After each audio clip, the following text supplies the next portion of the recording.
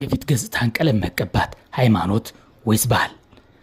በዛሬው ዝግጅታችን የፊት ገጽታን ቀለም መቀባት ድርጊት ዓላማና ታሪካዊ አጀማመርን የምናይ ይሆናል። ልዩ ልዩ ታሪካዊና ወቅታዊ አስደማሚ ኩነቶችን ለማግኘት ኢትዮ 724 ሚዲያን ይከታተሉ። የእውቀትና የመረጃ መሻቶን እናረካለን።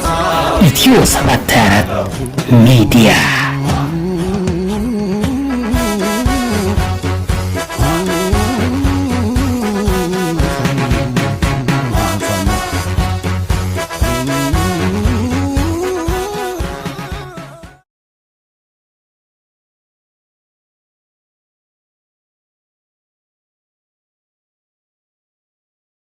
ጊዜው ዘመን ከተቆጠረ 3854 ዓመት ወይም 1646 ቅድመ ልደተ ክርስቶስ ነው። በዛ ዘመን ታንዛን የንግስና ስሙ ሞርሙስ የተባለ ንጉስ በምስራቅ አፍሪካ በኢትዮጵያ ደጋማው ክፍል ዋይዝ ወይም ገነቴ በዛሬው ዘመን አጠራር የእጁ ላይ መናገሻ ማዕከሉን አድርጎ የመላ የአፍሪካ ነገዶች ንጉስ ነበር። ይህ ንጉስም ገነቴና ዋይዝ ከሚባሉ ሁለት ሚስቶቹ 12 ወንዶችና 12 ሴቶች ነበሩት። ከነዚህም ዋነኞቹና የሚታወቁት ስማቸው በተለያየ የታሪክ መጽሐፍት የምናገኛቸው የሚዲያሙ ንጉሥ ዮቶር በንግስና ስሙ ወይ ደግሞ የክህነት ስሙ ራጉኤል፣ ሲኒና የገላው ቆዳ በጣም የጠቆረው ቁመተ ረዥሙና ሲያዩት የሚያስፈራ አስደንጋጩ ሰው ሆማ ናቸው። የዮቶር ወይም የንግስና ስሙ ራጉኤልና የሲኒን ታሪክ በቀጣይ የታሪክ መዘክር ዝግጅቶቻችን ይዘንላችሁ የምንቀርብ ሲሆን ለዛሬ ግን የሆማና የልጆቹን ታሪክ እንዲሁም ለትውልድ ጥሎት ያለፉትን አሻራ የምናይ ይሆናል። ሆማ ማለት በሱባ ቋንቋ የእውነት ዛፍ ማለት ሲሆን ለአፍሪካ ሕዝብ ዝር ትልቅ መሰረት የጣለና የአፍሪካ ሕዝብ አባት ነበር ብንል አያስደንቅም።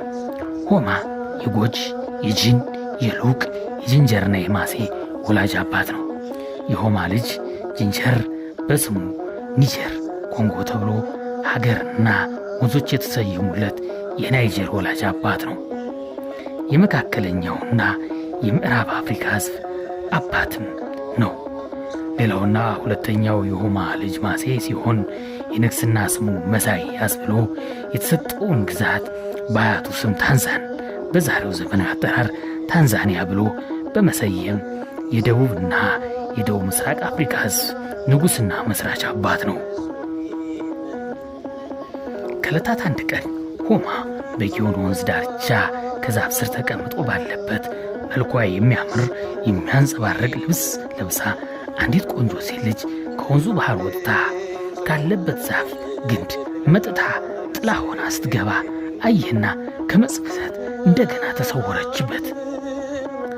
አስፈሪው ሰው ሆማ በድንገት በተሰወረችው መንፈስ መሳይ ውብ ሴት ልቡ ስለተመሰጠ ከዚህ ቦታ መልቀቅን አልወደደምና ለበርካታ ዕለታት እዛው ባለበት ተስፋ ባለመቁረጥ በጽናት ጠበቃት።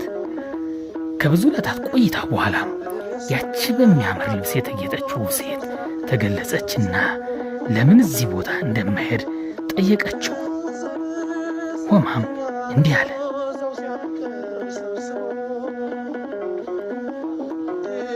በእውኔም ይሁን በሕልሜም እንዳንቺ አይነት ውብ ሴት አይቼ አላውቅምና በድንገት አይቼሽ ስለወደድኩሽ ትመጫለሽ ብዬ ተስፋ ስላደረሁ እስከዚሁ ጊዜ ድረስ እዚሁ ሆኜ ልጠብቅሽ ተገደድኩ። በድንገት የተከሰተችው ይህቺ መንፈስ መሳይ ቆንጆ ሴትም ስሙን ጠየቀችው። እሱም በውብ ኩራት ሆማ ብሎ ነገራት። እሱም ስሟን ጠየቃት። ሽባ ስትል ስሟን ነገረችው። ተዋወቁ፣ እንዲጋቡም ተነጋገሩ። ሁለቱም ፈቃደኛ ሆኑ። ኑሯቸውንም በጋራ ሆነው ከጫካው ቀጠሉ። ከዓመታት ቆይታ በኋላ ከሱ ወገን ከሆኑት ዲንካና ጂን የተባሉ ሁለት ሴት ልጆች ለአደን በወጡበት ጫካ ውስጥ ሆማን ያገኙታል።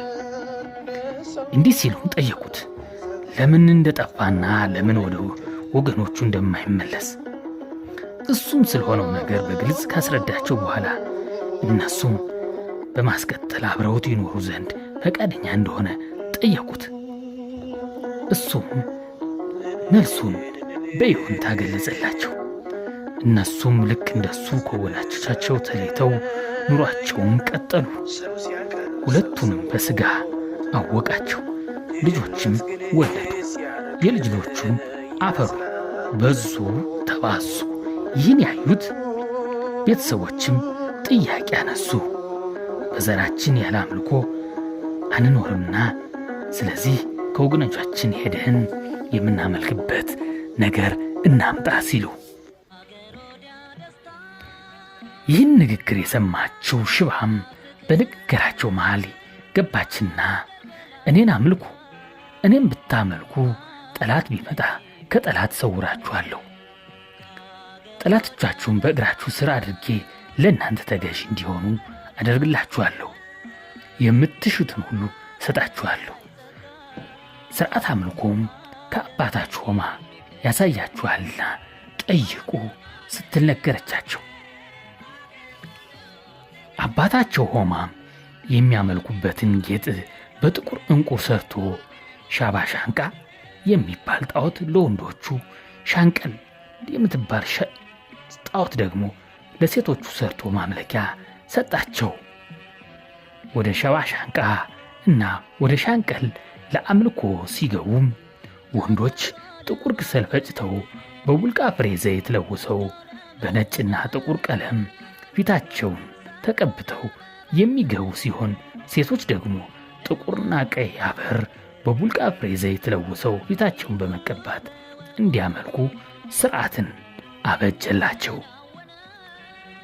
ይህ የአምልኮ ሥርዓት እስከ ዛሬ ድረስ የቀጠለ ሲሆን በመላው አፍሪካና በሀገራችን ኢትዮጵያም በደቡብ ምዕራብ ሕዝቦች በብዛት እስከ ዛሬ ድረስ ሲዘወተር እናያለን። በመላው ዓለምም ስንመለከት ከቡድሃና ከሂንዱ ሃይማኖት ጋር የሚስማማ ሲሆን ከዚህ እንደመነጨ የሚያስረዳው የህንዶች እምነት ይህች ሽባ የምትባለው መንፈስ በህንዶችና በደቡብ አሜሪካ ልዩ ልዩ ነገሮች በጣም የምትተዋወቅና ይህ የቀለም አጠቃቀምም በብዛት የሚዘወተርባቸው አካባቢዎች ሆነው እናገኛቸዋለን። ክቡራትና ክቡራን አድማጮቻችን ይህ የፊት ገጽታንና መላ የሰውነት አካልን በቀለም ማስዋብ መነሻው ታሪካዊ ዳራውን ስናይ አምልኮ እንደሆነ እንረዳለን። ከአምልኮ ባለፈም አይነቱና በቀለም ብዛት የተዥጎረጎረው የአፍሪካውያን ባህላዊ ልብስ መነሻ ምንጩ ይህ እንደሆነ ታሪካዊ ዳራው ያሳየናል። አሁን ደግሞ ፊትና መላ የአካል ክፍል በቀለም መዋብ ከአምልኮ በዘለለ ባህላዊ ያዋዋብ ስልት እንደሆነና ወደ ሰፊው የዓለም ክፍል እየተስፋፋ በሕዝብ ዘንድ ተወዳጅና ተመራጭ ከመሆኑ የተነሳ ከኤዥያ፣ ከአፍሪካ፣ ከደቡብ አሜሪካ ጫካዎች ወጥቶ በተወዳጁ የአሜሪካ ዘመናዊ ታለንት ሾው መድረክም እየታየ ይገኛል።